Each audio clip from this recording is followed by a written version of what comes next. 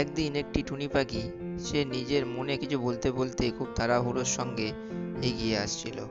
এসে একটা গাছের মধ্যে বসলো আর সে খুব কান্না করছিল। সেই কান্নার বিষয়টি দূর থেকে একটি কাক লক্ষ্য করছিল।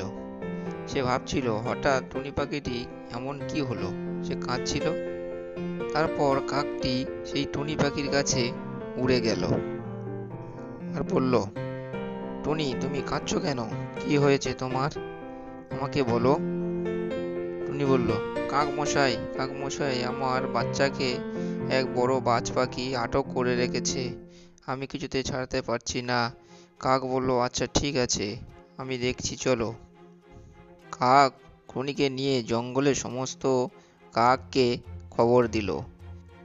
তারপর টুনি আর কাক সেই বাজ পাখির বাসার দিকে গেল। বাজ পাখি একটু একটা আওয়াজ পেল এবং সে দেখলো প্রচুর কাক তার বাসার দিকে এলো।